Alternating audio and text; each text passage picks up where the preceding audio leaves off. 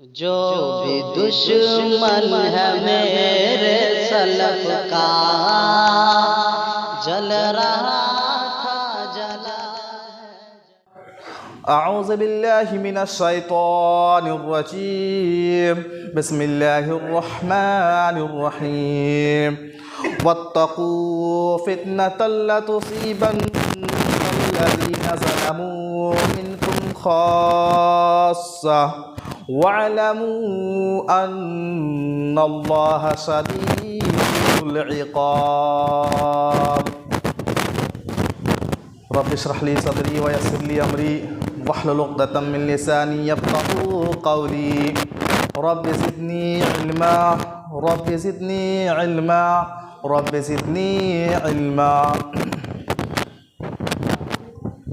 हर तरह की तारीफ़, हम्द व सना अल्लाह रब्बुल आलमीन के लिए है, जिसने हम सारे इंसानों को इस दुनिया के अंदर पैदा फरमाया और हम सब की रुश्द व हिदायत की खातिर बहुत सारे अंबिया कराम को इस दुनिया के अंदर पैदा फरमाया। उन तमाम अंबिया कराम पर दरूद व सलाम का नजराना हो, बिलखुसूस हमारे और आपके प्यारे नबी, आखिरी नबी जनाब मोहम्मद रसूलुल्लाह सल्लल्लाहु अलैहि वसल्लम पर। बरादरान इस्लाम, दीनी मिली भाइयों, आज का मौज़ू खिताबत है फितनों के दौर में एक मुसलमान का, एक मोमिन का क्या किरदार होना चाहिए। एक मोमिन, एक मुसलमान फितनों से अपने आप को कैसे बचा सके, अपने ईमान को, अपने अक़ीदे को, अपने दीन को कैसे महफूज कर सके। शरीयत ने इस सिलसिले में क्या तालीमात दी हैं, इंशाअल्लाह अज़ीज़ उस पर रोशनी डाली जाएगी। मेरे भाइयों, सबसे पहली बात जान लें कि हम और आप जिस दौर से गुज़र रहे हैं, यह दौर फितनों का दौर है। कदम कदम पर फितने हैं और हर तरीके के फितने हैं। बहुत सारे फितने सर उठा चुके हैं, अनगिनत और बेशुमार फितने हैं। किन किन फितनों को गिना जाए, किन किन फितनों को बताया जाए। शिर्क व बिदात का फितना है, माल दौलत का फितना है, औरत का फितना है, शहवत का फितना है, औलाद की नाफरमानी का फितना है, बेपर्दगी का फितना है, बेहयाई का फितना है। किन किन फितनों को बताया जाए।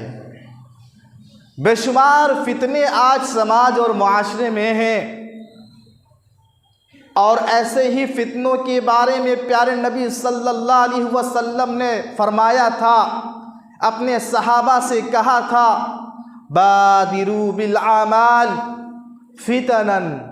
ऐ मेरे साथियों, सुन लो कि तुम नेक आमाल में जल्दी करो, आमाल सालिहा में जल्दी करो, कोताही ना करो, नेकियों में सुस्ती ना करो। इसलिए कि जब फितने आएंगे, इस कदर फितने रोनुमा होंगे, प्यारे नबी फरमाते हैं अंधेरी रात की तरह फितने रोनुमा होंगे। और हालत क्या हो जाएगी? लोगों की हालत ये हो जाएगी कि बंदा, इंसान जब सुबह होगा तो सुबह उसके पास ईमान होगा, सुबह को इंसान मोमिन होगा, शाम होते होते वो काफिर हो जाएगा।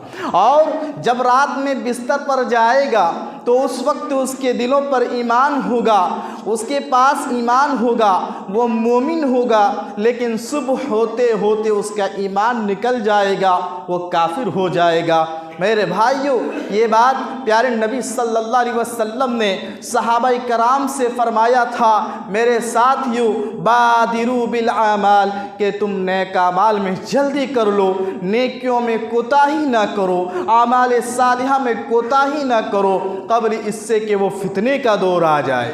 मेरे भाइयों, आज देखिए कदम कदम पर फितने हैं, हर तरीके के फितने हैं। अब सवाल ये पैदा होता है कि इन फितनों में एक मुसलमान का क्या किरदार होना चाहिए, इन फितनों से हम अपने आप को कैसे बचा सकें, एक मोमिन किस तरह अपनी ज़िंदगी गुजारे कि इन फितनों से अपने आप को महफूज कर सके। तो याद रखिए, सबसे पहली चीज़, जब फितनों की कसरत हो, हर तरफ फितने ही फितने हो, चारों तरफ जब फितने हो, तो ऐसे में हमारी शरीयत की तालीम है कि तुम अक़ीदा तौहीद को अपनाओ, अक़ीदा तौहीद को मजबूत कर लो और उसको मजबूती से थामे रखो, उसी पर डट जाओ। एक अल्लाह पर ईमान मजबूत रखो और एक अल्लाह पर तवक्कुल रखो, एक अल्लाह पर एतमाद रखो, एक अल्लाह पर भरोसा रखो। क्यों? इसलिए कि ये अक़ीदा तौहीद ही वो चीज़ है जो इंसान को इस बात की दर्स देती है कि इंसान पर जो भी मसाइब पहुँचते हैं, जो भी परेशानियाँ आती हैं, जो भी फितने आते हैं, ये अल्लाह के हुक्म से आते हैं। ये अक़ीदा तौहीद जिसके पास है वो अक़ीदा तौहीद इस बात का दर्स देता है। इसलिए मेरे भाइयों, हम पहले अपना ईमान अल्लाह पर मजबूत रखें और उस पर साबित कदम रहें, क्योंकि जब इंसान इसको अपनाएगा तो वो इस बात को भी मानेगा कि जो फितने हैं वो अल्लाह के हुक्म से हैं। इसलिए कि अल्लाह तबारक व तआला कुरान पाक सूरह तगाबुन में इरशाद फरमाता है, आयत नंबर 11 पर, मा असाबा मिन मुसीबतिन इल्ला बिइज़्निल्लाह, कि तुम्हें जो भी मुसीबत पहुंचती है ये अल्लाह की इज़्न से, अल्लाह की हुक्म से मुसीबतें पहुंचती है। तो जब इंसान एक अल्लाह पर ईमान रखेगा तो वो इस बात को मानेगा कि हम पर जो भी मुसीबतें आई हैं ये अल्लाह की तरफ से है और अल्लाह ही है जो इन मुसीबतों से निकाल सकता है, अल्लाह ही है जो इन फितनों से बचा सकता है। लेकिन अफसोस की बात यह है, आज के मुसलमानों पर नज़र दौड़ाइए, बहुत अफसोस होता है। आज छोटी से छोटी मुसीबत अगर किसी के ऊपर आ जाए, छोटी से छोटी परेशानी किसी के ऊपर आ जाए, तो इंसान अल्लाह के सामने सजदा करने के बजाय गैरुल्लाह के सामने अपना माथा टेकते हैं। हर मोहल्ले में मसाजिदें मौजूद हैं, हर मोहल्ले में मसाजिद मौजूद हैं, लेकिन जब अल्लाह की मुसीबतें आती हैं तो अल्लाह के घर में आने के बजाय, नमाज पढ़ने के बजाय, अल्लाह के सामने सजदा करने के बजाय दूर दराज सफ़र करके ना जाने कहाँ कहाँ जा कर के जाते हैं और अपना माथा टेकते हैं, सजदा करते हैं। नहीं मेरे भाइयों, मुसीबतें देने वाला अल्लाह है तो मुसीबत से निजात देने वाला भी अल्लाह है। तो जब अल्लाह मुसीबत को दूर करता है तो फिर हम क्यों गैरों के दर पे अपना माथा टेकें, क्यों गैरों के दर पर हम सजदा करें। रब फरमाता है, मा असाबा मिन मुसीबतिन इल्ला बिइज़्निल्लाह, तुम्हें जो मुसीबतें आती हैं, तुम पर आती हैं, वो अल्लाह के हुक्म से आती हैं और अल्लाह ही इस मुसीबत से निजात देगा। देखिए हम अब जिस समाज में मुआशरे में रहते हैं, हम नज़र दौड़ाइए कितने ऐसे लोग आपको मिल जाएंगे, मुसीबतें आती हैं तो अल्लाह के घर को आबाद नहीं करते, नमाज़ों को पढ़ते नहीं, बल्कि कहाँ कहाँ जा कर के अपना सर ठोकते हैं, कहाँ कहाँ सफ़र करके जा कर के अपना माथा टेकते हैं। तो याद रखो, अगर फितनों से निजात चाहते हो, मसाइब व मुश्किलात से निजात चाहते हो, अपना अक़ीदा मजबूत करो, रखो, अक़ीदा तौहीद को अपना लो। इसी तरह मेरे भाइयों, जब फितनों की कसरत हो, हर तरफ फितने ही फितने हो, ऐसे मौके पर हमारी शरीयत कहती है कि किताबुल्लाह को और सुन्नत रसूलुल्लाह को मजबूती से थामे रखो। क्यों? इसलिए कि अल्लाह की किताब ये इंसान को रहनुमाई करती है कि फितनों से तुम कैसे बच सकते हो।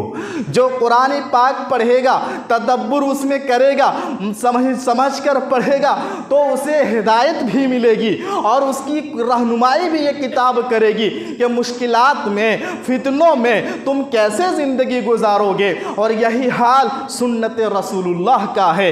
इसीलिए प्यारे नबी सल्लल्लाहु अलैहि वसल्लम ने फरमाया था, तरक्तु फ़ीकुम शैअइन, मैं तुम्हारे दरमियान दो चीज़ें छोड़े जा रहा हूँ। कौन? प्यारे नबी सल्लल्लाहु अलैहि वसल्लम ने फरमाया था, मैं तुम्हारे दरमियान दो चीज़ें छोड़े जा रहा हूँ, तुम इन दो चीज़ों को मजबूती से पकड़े रहोगे, तुम इन दो चीज़ों को मजबूती से थामे रहोगे तो प्यारे नबी ने फरमाया कभी तुम गुमराह ना होगे। वो दो चीज़ें क्या हैं? प्यारे नबी ने फरमाया एक अल्लाह की किताब है और एक सुन्नत रसूलुल्लाह है, नबी सल्लल्लाहु अलैहि वसल्लम की सुन्नत है। मेरे भाइयों, मैं बताना ये चाहता हूँ, जब फितनों की कसरत हो, हर तरफ फितने ही फितने हो, तो आओ एक अल्लाह की किताब की तरफ और सुन्नत रसूलुल्लाह की तरफ कुरान पाक को पढ़ो, तर्जमा के साथ पढ़ो, तदब्बुर करो कुरान पाक में, समझ कर पढ़ो। आज तो लोगों में यह फैलाया जाता है कि आवाम कुरान को समझ नहीं सकती, आवाम कुरान को पढ़ नहीं सकती। मैं कहता हूँ सब कुरान पढ़ सकता है, कुरान समझ सकता है, नबी की हदीस पढ़ सकता है, नबी की हदीस समझ सकता है। आप खुद अंदाज़ा कीजिए, एक गैर मुसलमान जो कुरान पढ़कर इस्लाम कबूल कर सकता है, तो क्या मुसलमान कुरान नहीं पढ़ सकता? क्या कुरान का तर्जमा नहीं सीख सकता? क्या हदीस पाक नहीं सीख सकता? आज लोगों में ये बात फैलाई जाती है कि तुम कुरान नहीं समझ सकते। कैसे नहीं समझ सकते? दुनिया की मैथ जैसी किताब समझ सकते हैं, साइंस जैसी किताब समझ सकते हैं और सारी किताबें समझ सकते हैं, क्या कुरान नहीं समझ सकते? क्या कुरान नहीं पढ़ सकते? हदीस नहीं समझ सकते? हदीस नहीं पढ़ सकते? बिल्कुल पढ़ सकते हैं, बिल्कुल पढ़ सकते हैं। और मैं कहता हूं जो कुरान से दूर करते हैं ऐसे लोगों से दूर रहिए, ऐसे लोगों से बचिए, इसलिए कि आपको कुरान से दूर कर रहे हैं, हकीकत से आपको दूर कर रहे हैं। तो मेरे भाइयों, कहने का मतलब यह है कि जब फितनों की कसरत हो, चारों तरफ फितने ही फितने हो, ऐसे मौके पर हमारी शरीयत कहती है कि तुम किताबुल्लाह को, सुन्नत रसूलुल्लाह को लाजिम पकड़ो, अल्लाह की किताब को पढ़ो, समझो और उस पर अमल करो। देखो किस तरीके से फितने से महफूज हो जाओगे। इसी तरीके से जब फितनों की कसरत हो, हर तरफ फितने ही फितने हो, और आज हम देख रहे हैं कि किस तरह के फितने हैं, ऐसे मौके पर इल्म दीन हासिल करना बहुत ज़रूरी होता है। शरीयत का इल्म, कुरान का इल्म, हदीस का इल्म, दीन की बातें सीखना, हासिल करना बहुत ज़रूरी होता है, इसलिए कि ये वो इल्म है जो फितनों के अंधेरों से निकाल कर रोशन रास्ते की तरफ ले जाता है। जो इल्म दीन हासिल करेगा वो फितनों से महफूज होगा, वो फितनों को पहचान लेगा, वो अपने आप को फितनों से बचा लेगा। इसीलिए प्यारे नबी सल्लल्लाहु अलैहि वसल्लम ने फरमाया, तलबुल इल्मी फरीज़तुन अला कुल्li मुस्लिम, हर मुसलमान पर इल्म का हासिल करना यानी इल्म दीन सीखना फ़र्ज़ है, वाजिब है, ज़रूरी है। अब हम देखिए हम कितने सीख रहे हैं इल्म दीन, अल्लाह की बातें, रसूल की बातें, दीन इस्लाम की बातें हम कितने जानते हैं, हमारे पास कितने हैं, और क्या हम सीखने की कोशिश करते हैं? दुनिया के हर काम, दुनिया के हर सब्जेक्ट हम सीखते हैं, टाइम निकालते हैं, पैसा खर्च करते हैं, लेकिन एक मुसलमान होने के नाते क्या हम अपनी इस धार्मिक किताब कुरान को पढ़ते हैं, हदीस पाक को सीखते हैं, इल्म दीन हासिल करते हैं? याद रखिए मेरे भाइयों, अगर फितनों से बचना चाहते हैं तो इल्म दीन आपको हासिल करना पड़ेगा। अगर आपके पास इल्म दीन नहीं है तो ये जहालत आपको गुमराही में ले जाकर ढकेल देगी और फितने के शिकार होंगे। इसलिए इल्म दीन हासिल कीजिए, कुरान के इल्म, हदीस का इल्म हासिल कीजिए। इसी तरीके से जब फितनों की कसरत हो, हर तरफ फितने ही फितने हों, कदम कदम पर फितने हों, माल दौलत के फितने, कत्ल व गारतगिरी के फितने, माहौल एकदम बिगड़ जाए, ऐसे मौके पर हमारी शरीयत कहती है कि खूब खूब अल्लाह की इबादत करो। और जो ऐसे मौके पर अल्लाह की इबादत करता है, अल्लाह अकबर, उसका बहुत इनाम भी, बहुत बड़ा इनाम भी है, बहुत बड़ी फजीलत भी है कि जब फितनों की कसरत हो जाए, माल दौलत की फितना, आज देखिए माल दौलत की फितने में कितने इंसान अल्लाह के घर से दूर हैं, इबादत से दूर हैं। आज जो भी नमाज़ों से दूर है, आप उससे पूछेंगे कि नमाज़ें क्यों छोड़ते हो, नमाज़ें क्यों छूटती है, एक ही जवाब होगा, हम माल कमा रहे हैं, दौलत कमा रहे हैं, बिजनेस कर रहे हैं, तिजारत कर रहे हैं। मेरे भाई, दुनिया में ये दलील तुम देकर, ये बात बताकर निकल जाते हो, लेकिन आखिरत में क्या जवाब दोगे? आखिरत में क्या जवाब दोगे? माल कमाना बुरी बात नहीं है, दौलत हासिल करनी बुरी बात नहीं। सहाबाए किराम में भी रज़ी अल्लाह अन्हुम करोड़पति थे, लाखों के मालिक थे सहाबाए किराम भी, लेकिन क्या मजाल है उनसे कभी एक वक्त की नमाज छूटी हो? नमाज क्या, सुन्नतें तक नहीं छूटती थी, मसबूक भी नहीं होते थे। और उस वक्त ना इस तरह की सहूलियात थी, ना लाउड स्पीकर का ज़माना था, ना अलार्म का ज़माना था, ना रास्ते इतने आसान थे, ना इतनी आसानियाँ थी, ना मस्जिदें इस तरह शानदार थी। इसके बावजूद भी सहाबाए कराम से एक वक्त की नमाजें नहीं छूटती थी और सहाबाए कराम भी मालदार बने, खूब मालदार बने। आप हज़रत उस्मान को उठा कर देख लीजिए, तलहा बिन उबैदुल्लाह को उठा के देख लीजिए, एक से एक सहाबाए कराम जो करोड़पति और लाखपति थे। लेकिन आज चंद टकों के लिए हम ईमान को बेच डालते हैं, नमाज को छोड़ देते हैं, सिर्फ जुमा में एक दिन आ जाते हैं।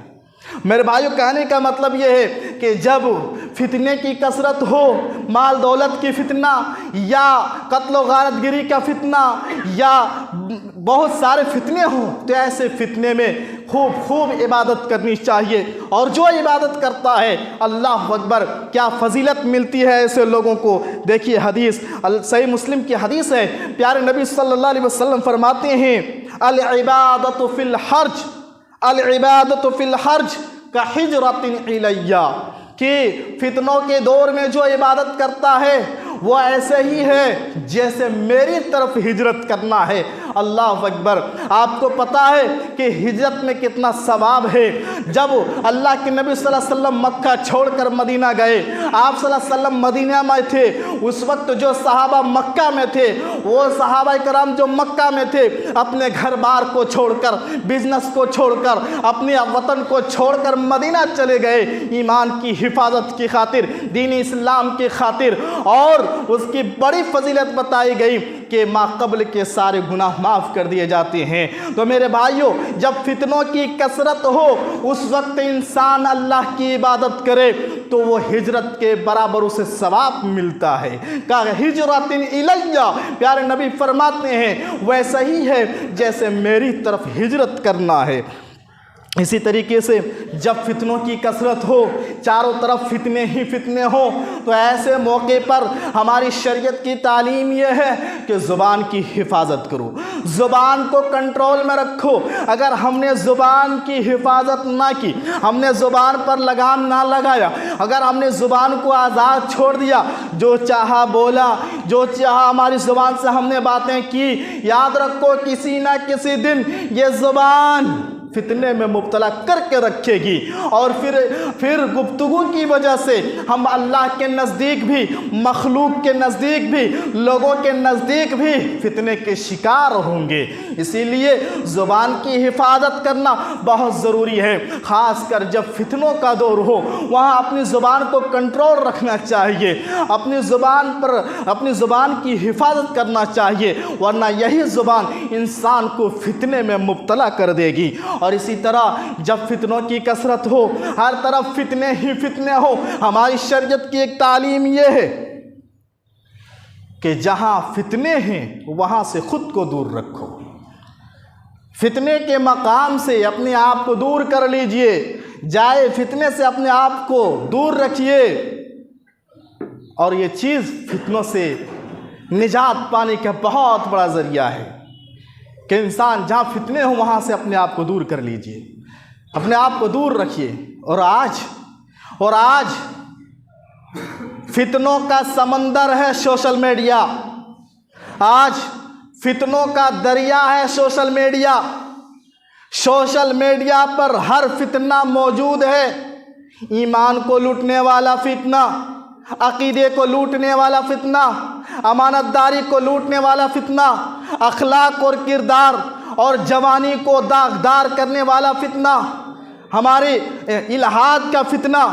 आज सोशल मीडिया पर हर फितना मौजूद है और हम हैं जो सोशल मीडिया जहाँ समंदर है फितनों का, आज उस समंदर में हम सुबह शाम डूबे रहते हैं, सुबह शाम लगे रहते हैं। मेरे भाइयों, ख़ासकर हमारी नौजवान नस्ल, ख़ासकर हमारी नौजवान नस्ल जो 10 साल से 15 साल के बच्चे बच्चियां हों, उनकी ज़िंदगी आज सोशल मीडिया के बगैर ज़िंदगी नहीं है। आज उनकी ज़िंदगी सोशल मीडिया बन गई है। वो बच्चे वो बच्चियां माँ बाप के सामने बड़े शौक़ से सोशल मीडिया का इस्तेमाल करते हैं और माँ बाप खुश होते हैं, बजाय उसे रोकने के, बजाय उसे टोकने को। याद रखें मेरे भाइयों, ये सोशल मीडिया जो समंदर है फितनों का आमाजगाह है, ये बहुत बड़ा ख़तरा है हमारे ईमान के लिए, हमारे अकीदे के लिए, हमारी आखिरत के लिए। आज कितने नौजवान जो दीनदार थे, दीनदार नौजवान इस सोशल मीडिया में ऐसो वैसों की तकरीरें सुनकर, ऐसो वैसों की तहरीरें पढ़कर बेदीन हो चुके, मुल्हिद हो चुके, अपने मजहब तक बदल डाला सिर्फ सोशल मीडिया के फितने की वजह से।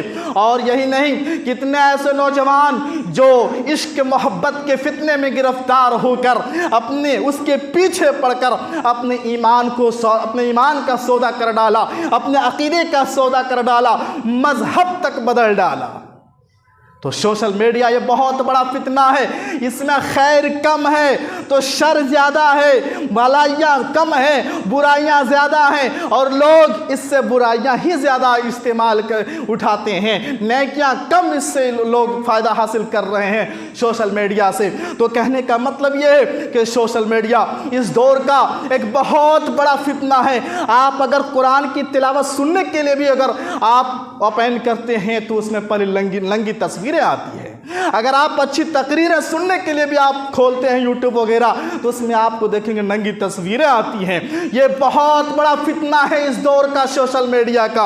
इसलिए मेरे भाइयों, ज़रूरत के हद तक इस्तेमाल कीजिए, जब ज़रूरत है तो उसी वक्त इस्तेमाल कीजिए। अगर आपका बिजनेस इस सोशल मीडिया से जुड़ा हुआ है तो बिजनेस के हद तक इस्तेमाल कीजिए। एजुकेशन का मामला है तो एजुकेशन के हद तक इस्तेमाल कीजिए, बिला ज़रूरत इसे मत इस्तेमाल कीजिए। और ख़ासकर अपने बच्चों और बच्चियों पर गहरी नज़र रखें सोशल मीडिया के ताल्लुक से, वरना याद रखिए वो दिन दूर नहीं जब खून के आंसू बहाएंगे, खून के आंसू रहेंगे आपके बच्चे, आपकी बच्चियां जब गलत कदम उठाएंगे, गैरों के मजहब को कबूल करेंगे और अपने ईमान और अकीदे को बेच डालेंगे, तो याद रखो उस वक्त खून के आंसू रोएंगे। उस वक्त रोने से कोई फ़ायदा नहीं। इसलिए अभी अपने बच्चों पर गहरी नज़र रखें। इसी तरह मेरे भाइयों, तो कहने का मतलब ये है कि जब हमारी शरीयत कहती है जहाँ फितने हो उस फितने के मकाम से अपने आप को दूर कर लीजिए, तो इसका लाजमी तकाजा ये है कि सोशल मीडिया का कम से कम इस्तेमाल करें, इससे बचने की कोशिश करें। इसमें हर फितना मौजूद है। आखिर में एक बात बताकर अपनी बात ख़त्म करता हूँ कि देखिए, जब फितनों की कसरत हो और जानते ही कितने फितने हैं, ऐसे फितनों के अय्याम में हमारी शरीयत कहती है अल्लाह से दुआ करते रहना चाहिए, अल्लाह से दुआ करते रहना चाहिए। क्यों? इसलिए कि अल्लाह ही है जो फितनों से बचा सकता है, अल्लाह ही है जो फितनों से निजात दे सकता है। यही वजह है प्यारे नबी सल्लल्लाहु अलैहि वसल्लम ने अपने सहाबा को नसीहत करते हुए कहा, अपने सहाबा से कहा कि मेरे साथियों, तुम हर फितने से जो जाहिर है उस फितने से भी, जो पोशीदा है उस फितने से भी अल्लाह की पनाह तलब करो।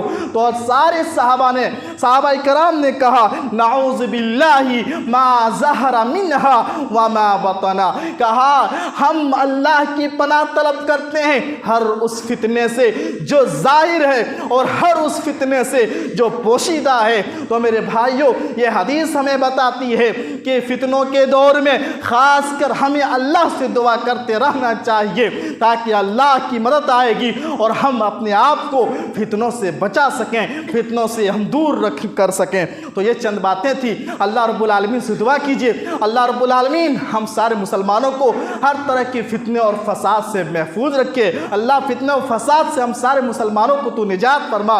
या परवरदिगार, बहुत सारे मुसलमान भाई बहन अहले ईमान बीमार हैं, अल्लाह तूने शिफाए कामिला व आजिला अता फरमा। बहुत सारे लोग कर्ज में डूबे हुए हैं, अल्लाह तू है तौफीक देने वाला, तूने तौफीक दे कि वो अपने कर्ज को अदा कर सके। अल्लाह जो भी हमारे अहले ईमान शिर्क बिदात और खुराफात में मुलव्विस हैं, अल्लाह तू हिदायत देने वाला, हम सारे मुसलमानों को तू हिदायत दे, सिरात मुस्तकीम पर चला। अल्लाह ख़ास कर जिस दौर में हम जी रहे हैं, अल्लाह ये फितनों का दौर है, हम सारे मुसलमानों को सारे फितने से बचने की तौफीक अता फरमा। और जब हमारा खात्मा हो कलमा ला इलाहा इल्लल्लाह पर हो। आमीन। तक़ब्बल या रब्बल आलमीन।